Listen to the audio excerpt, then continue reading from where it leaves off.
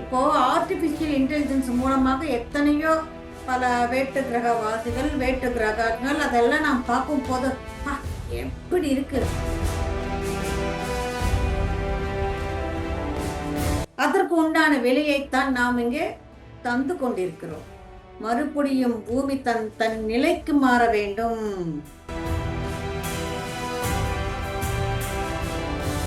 Third டைமென்ஷன்ல இருந்து fourth டைமென்ஷனை புரிந்து கொள்வது கடினம்னு சொன்னவங்க இப்போ ஒரே வாட்டி 3ல இருந்து 5க்கு மாறுது.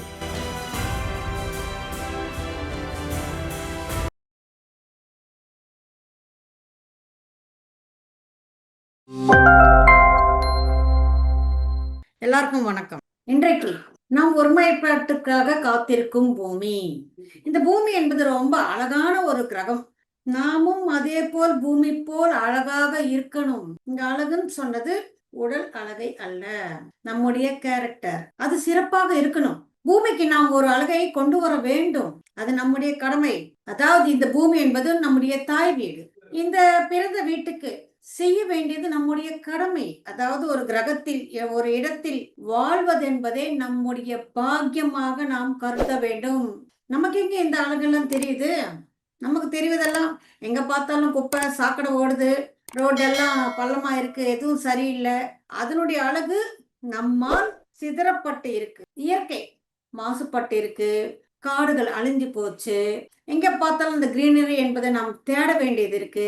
ஒரு கான்கிரீட் ஜங்கிளாக மாறி இருக்கு. இதெல்லாம் பார்த்து நாம இந்த பூமி அழகு இல்லைன்னு நாம நினைக்கிறோம். ஆனா மேலிருந்து பார்க்கும்போது அவர்களுக்கு தெரிகிறது இது எவ்வளவு அழகான ஒரு கிரகம்னு. நம்ம எல்லாரும் பார்த்துருக்குறோம் இல்ல, ஒரு 2 வருஷமா மங்கள்யான் அங்க இருந்து அந்த போட்டோலாம் அமுச்சுக்கிட்டே இருக்கிறாங்க.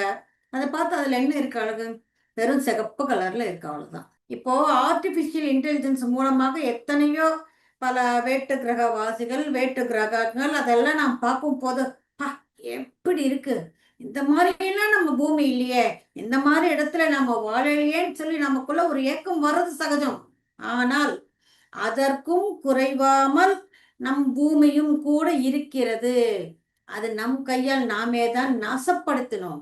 அதற்கு உண்டான விலையைத்தான் நாம் இங்கே தந்து கொண்டிருக்கிறோம். மறுபடியும் பூமி தன் தன் நிலைக்கு மாற வேண்டும்.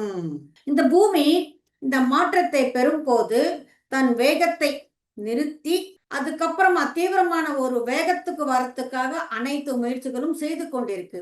அப்பொழுது வரும் அந்த நிகழ்வுகளை தாங்கிக் கொள்வதற்கு நாம் தயாராக இருக்க வேண்டும். நம் ஒத்துழைப்புக்காக பூமி எதிர்பார்த்து கொண்டிருக்கிறது. இது அனைத்தும் செய்வது நம்முடைய கடமை. ஏனென்றால் இந்த பூமியில் நாம் எத்தனையோ பிறவிகள் எடுத்து எத்தனையோ ஞானத்தை பெற்று இருக்கிறோம். ஒரு 30 வருஷத்துக்கு முன்னாடி அவங்க சொன்னது, நீங்க 3Dல இருந்து 4Dக்கு போறீங்க.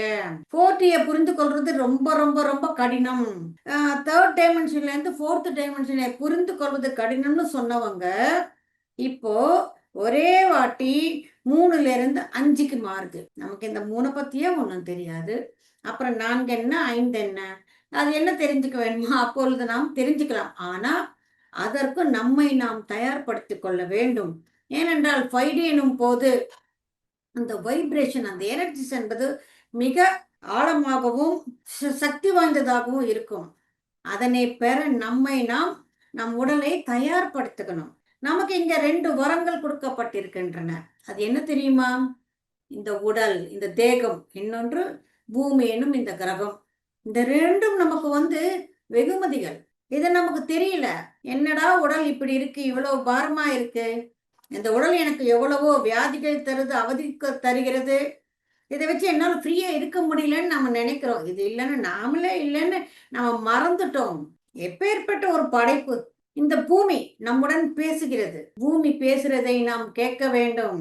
அப்போதான் அந்த பூமியோடு நமக்கென்று ஓர் கனெக்டிவிட்டி என்பது வரும். மண்ணுல நாம எங்க நடக்கிறோம், கையால மண்ணை எங்க தொடுறோம். ஒரு செடி மரமாக வளர வேண்டும் என்றால் அது பூமியில் நாம் வைக்கணும். அப்பதான் அது பெரிய மரமாக மாறும். அப்பேற்பட்டது பூமி, பெரிய மரம். அதுல இருந்து எத்தனை காய்கள், கனிகள், பூக்கள் எத்தனை தரித்து. ஒரே ஒரு விதை தான் போடுறோம், அதுல இருந்து அரிசி எவ்வளவு வருது. ஒண்ணு கொடுத்தா பூமிக்கு அது 1000 மடங்காக நமக்கு திருப்பி தருகிறது. ஆனா அதை நாம் என்ன செய்கிறோம்? இவ்வளவு தருகிறதே என்ற ஒரு கௌரவம் இருக்கிறதா? ஒரு மரியாதை இருக்கிறதா? அதனை நாம் போற்றுகிறோமா?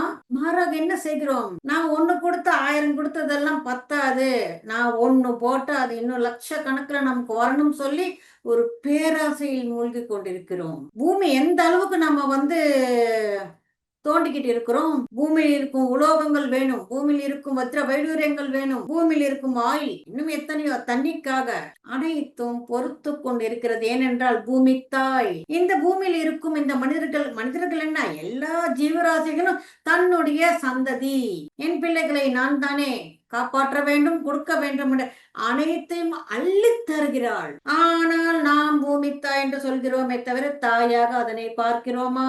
இதைத்தான் பண்பு. அதை நாம் எப்பொழுதோ மறந்து விட்டோம். நம்மை பெற்றெடுத்த தாயையே நம்ம பார்க்காம இருக்கும் போது, இல்லைன்னு இத்தனை ஓல்டேஜ் ஹோம்ஸ் எல்லாம் ஏன் வருது? பார்த்துக்க முடியல. வை பூமி பூஜைன்னு ஒண்ணு நடக்கும். பூமியினுடைய அனுமதியை, அங்கீகாரத்தை பெறுவதற்கு. பூமிக்குள்ள எத்தனையோ புழு பூச்சிகள், அது வாசம் இருக்கு. நாம் அதையெல்லாம் வீடு கட்டுறதுக்காக அதெல்லாம் பண்ணும் போது அது எல்லாமே அழிஞ்சிடும். அதுக்கு நம்ம பூமி கட்டாம இருக்க முடியாது. அதற்காகத்தான் அந்த அனுமதியை நாம் கேட்கிறோம். அந்த விஷயமாவது இப்பொழுது நமக்கு ஞாபகம் இருக்குதான். பூமியே கேக்குது. பூமி பூஜைன்னா அவர் ஐயர் வராரு, அவர் என்னமோ செஞ்சுட்டு போறாரு. வீடு உந்து, நிலம் உந்து, அது ஐயருக்கு கிடையாது. அது ஐயர் செய்ய வேண்டிய வேலை கிடையாது. அவங்க கிட்ட லிஸ்ட் சாமான் எல்லாம் வாங்கிட்டு வந்தோமா, நம்ம ஒரு புது ட்ரெஸ் போட்டுக்கிட்டு நின்னோம், அவ்வளவுதான். ஏன் நாம் இப்படி இருக்கிறோம் என்று வலியோடு கேட்கிறது. நம் மனசுக்குள்ளேயும் வெளியில் பூமியிலேயும் எத்தனையோ மாற்றங்கள் என்பது நடைபெறும். அந்த மாற்றத்துக்கு நாம் கொஞ்சம் பொறுத்து கொள்ள வேண்டும். பூமி எவ்வளவு பொறுத்துக்குச்சு? பல லட்சம் வருடங்களாக. பூமி என்றால் அது உயிருள்ள ஒரு கிரகம், அதுக்கு உயிரோட்டம் இருக்கு. நாம் எங்கே மதிக்கிறோம்? இதையெல்லாம் கற்றுக்கொள்ளவில்லை என்றால் தன்னுடைய பாடத்தை கடினமாக நமக்கு புகட்டுவதற்கு பூமி ஒருபோதும் தயங்காது. சொல்ற வரைக்கும் தான் மெதுவா கேக்குறாங்களா, ஆடுறாங்களா. அப்படி இல்லைன்னா கசிங்கின புடவைய உதறினா எப்படி இருக்கும், அந்த மாதிரி உதறி தள்ளிட்டு போய்கொண்டே இருக்கும். ஃபார் எக்ஸாம்பிள் 2004 சுனாமி, இது ஒரு பாடம். நமக்கு அங்கிருந்து எவ்வளவு தூரம் பயணம் செஞ்சு வந்தது அந்த பேரலை. நாம இங்க வங்கக்கடல்ல இருக்கோம். வங்கக்கடல்ல சுனாமி வந்ததா? வரல. எங்கேயோ கடல்ல இது வரைக்கும் வந்தது. அதற்கே இங்கே பல்லாயிரம் உயிர்கள் போச்சு, அங்கே பல லட்சம் உயிர்கள் போச்சு. பூமிக்கு தன்னைத்தான் மாத்திக்கொள்ளணும், தன்னைத்தான் சுத்தப்படுத்திக் கொள்ளணும் என்று நினைத்தால் போதும், ஒரு நொடியில் பல கோடி மக்கள் பூமிக்கு டாட்டா பை பை சொல்ல வேண்டியதுதான்.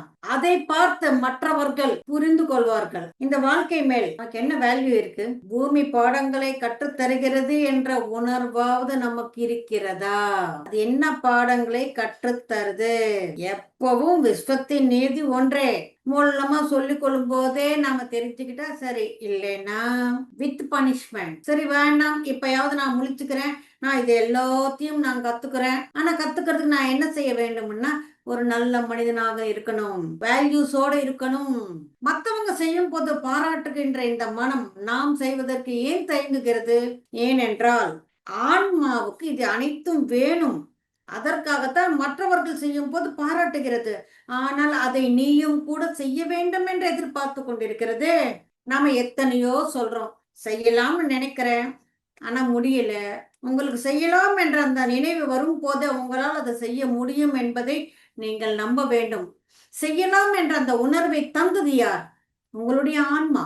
அது முடியாது, முயற்சிக்கலாம், இதையெல்லாம் எங்கிருந்து செய்யறது என்பது சொல்றது யார்? உங்களுடைய மைண்ட். அதனால்தான் உங்கள் உள்ளுணர்வை கேளுங்கள் என்று சொல்றது. நாம் அந்த மாதிரி ஒரு வேல்யூவோடு இருக்கிறப்ப பூமி நம்மை பார்த்து பெருமைப்படுகிறது. இதற்கு அனைத்தும் தேவைப்படுவது என்ன? ஒரு ஒருமைப்பாட்டு வேணும். ஒரே குடும்பத்தில் இருக்கிறவங்களும் ஒன்னா இருக்கிறதுல கேட்டா நம்ம கையில 5 விரல் ஒரே மாதிரி இருக்கா? ஒரு உபமையோடு நாம் செய்யும் காரியத்தை நாம் நியாயப்படுத்தி கொண்டு இருக்கிறோம். நம் கையில விரல் எல்லாம் ஒரே சைஸ்ல ஒரே மாதிரி இல்ல, ஆனா அது அனைத்தும் ஒன்று சேர்ந்தால் பஞ்ச் தான்.